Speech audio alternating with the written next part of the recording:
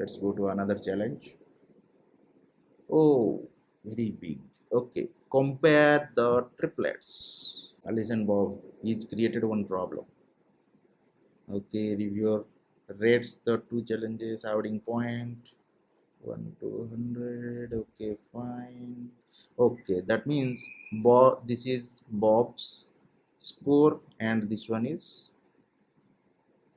Ali's score. Hopefully. No, this is first one is Ali's score, this one is Bob's score. And here in index 0, B of 0 is greater than 1.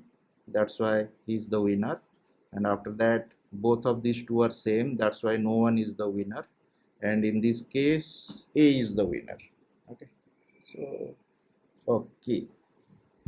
Okay, the return array is 1 1 with Ali's score first and Bob's second. Okay. Okay. Let's look into this. In between these two, who is the winner? B is the winner. Okay, here A is the winner, and here A is the winner. So A wins two times, B wins only once. That's why it is 2 and 1. Alright. If you'll see here, so 5, 6, 7, 3, 6, 10.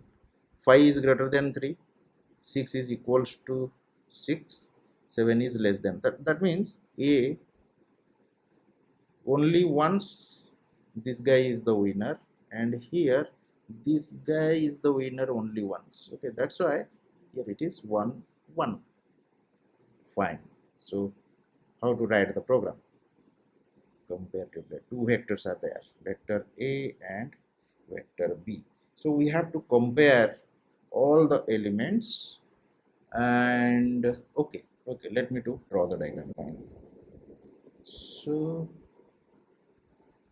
let's say this is one vector having some elements, and this is another vector having some sort of elements. Okay, so assuming both of these two vectors are having same number of elements, so if this one is greater than this, then okay, how many times this guy is winning and how many times this guy is winning, that's what we are going to find out. Okay, so first we have to compare this with this. If this is greater, then we have to do what? We have to increment the counter. Let's declare two counters. So let's take, this is counter, this is one counter, and this is another counter. Two counter we need, right? Counter 2. Okay, so then we will iterate both of these two vectors, and we will check if vector 1's this element is greater than this element. If it is greater, then we will increment this counter. Okay, if both of them are same, then we will not do anything. Fine. If this is less than this, then we will increment the counter 2. Okay, so let's write down the program. We need two counters, right? Okay, let's say integer counter for A and integer counter B. Both of these two, let's initialize with 0. Okay. This is what is known as uniform initialization. Okay, fine. So how to iterate inside vector? Okay, let's use for loop. For integer I equals to 0, I less than a dot size, then plus plus I. So we are iterating all the elements inside the vector. Okay, now because we are assuming both of these two vectors are same in size. Okay, so here we will check if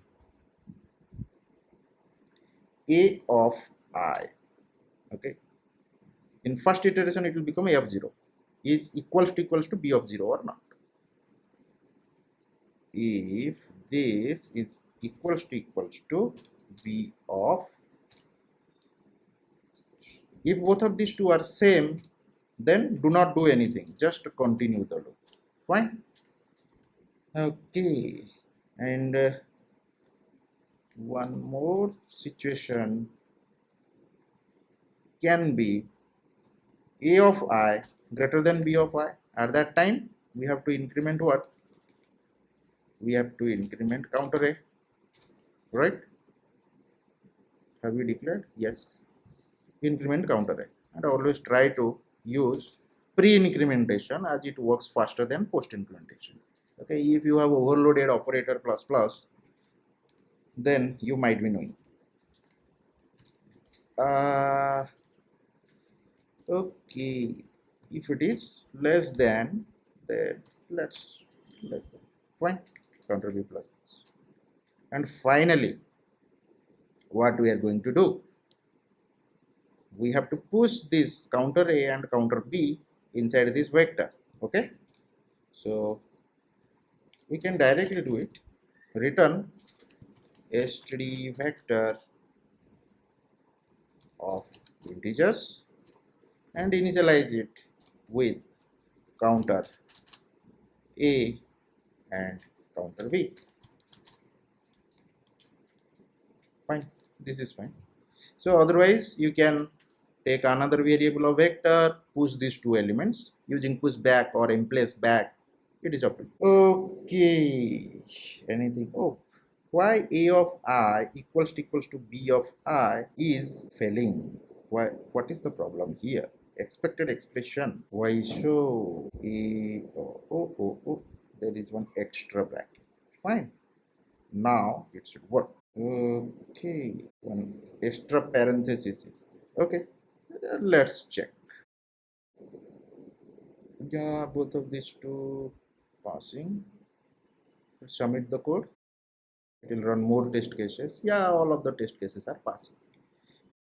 Can we optimize this implementation?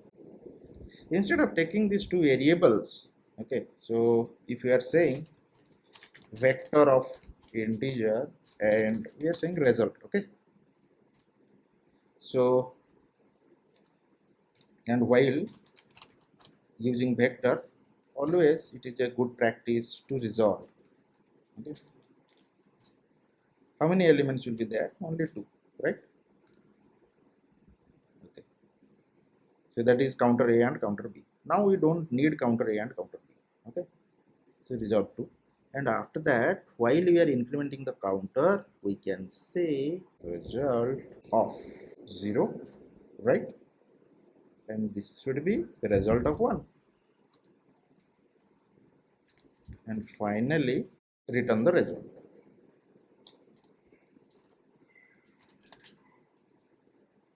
Fine, so this thing is not required. This is another way. Let me to run the code.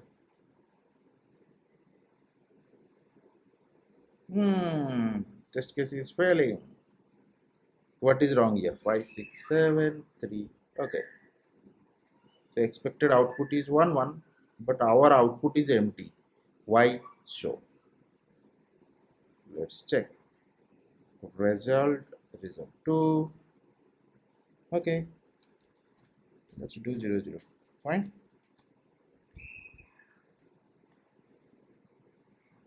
Let's run.